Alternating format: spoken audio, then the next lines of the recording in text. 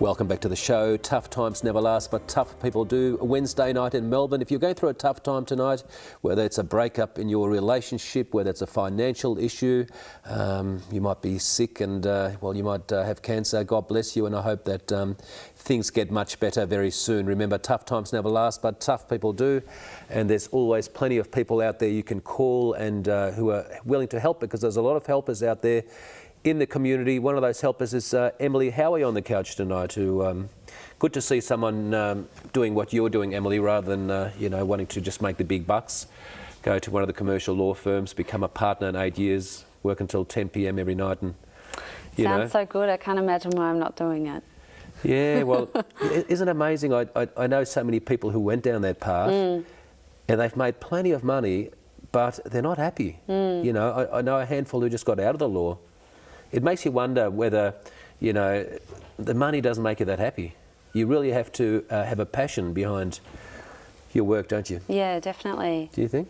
And I think I find my job rewarding because I don't have to just think about things in legal terms or legal solutions. I could look at sort of broader advocacy, a more holistic solutions, approach. Yeah, the media or speaking with decision makers to try and influence an outcome.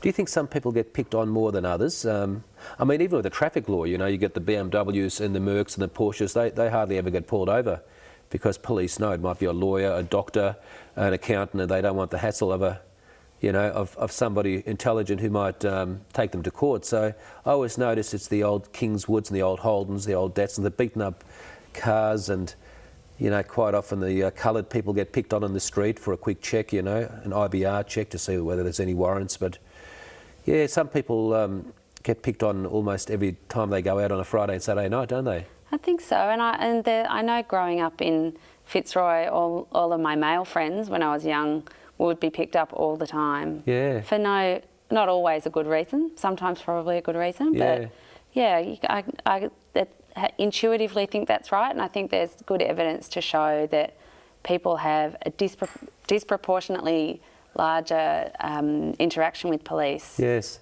That one of the most shocking statistics that I read recently was that in a survey done on people's interaction with Victoria Police and how many people have been shot, that people who suffered from schizophrenia were 17 times more likely to be shot by the Victoria Police.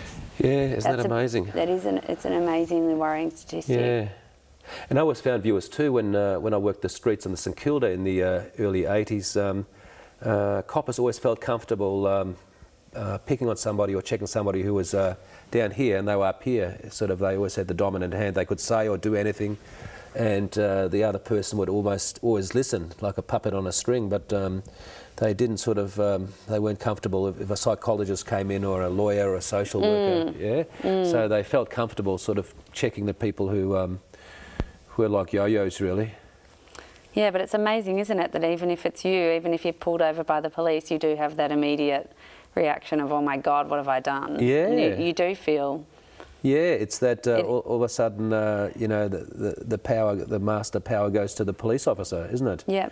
Because maybe we don't do anything wrong, just being pulled over by a booze bus, we think we might be guilty of something, isn't it? Yeah, definitely. Yeah. So I think in Queensland they tried to change that. They got rid of the police force and made it a police service. And in Queensland they're trying to be a lot more, a lot more as a service. They pull people over. They're very friendly, a lot friendlier. Rather than the force, like the old days. That's interesting because Queensland's also taken the lead on an issue that we work closely on, which is the independent investigation of police shootings and serious injury from contact with the police. And following the death of Doomadgee on Palm Island, right, and after 3 coronial inquests into that death, the coroner was extremely scathing of the police investigating themselves. Yes. And actually said, this has got to end, and I'm prepared to take on investigators in my office, and we will do these investigations. What happened from there? now on. In the coroner's office. No, in the death of that. What case was that? It's the Doomadgee case. It was a man who died in police custody on Palm Island. That's right. And the injuries he sustained were really serious. Yeah.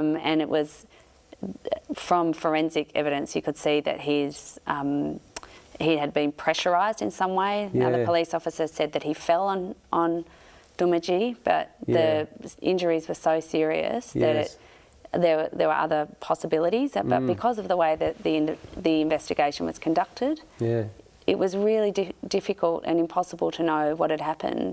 And that's because police who investigate these things are the first on the scene. They have control at that time of preserving evidence, those kinds of things. And then as the primary investigators have control of who they talk to, how they take statements, all these kinds of things that create, I think, if not bias, then definitely a valid perception of bias in the And that's so true community. That's so true of you. I remember years ago, I think in the police force early on, there was no investigations. The police were always right. But then in the 80s, of course, there was internal investigations.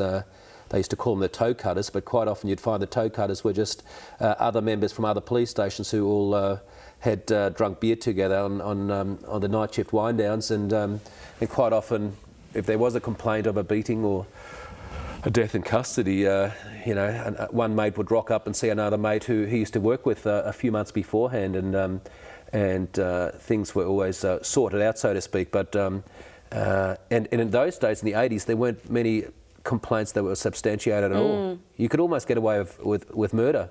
However, that's changed over recent years, hasn't it?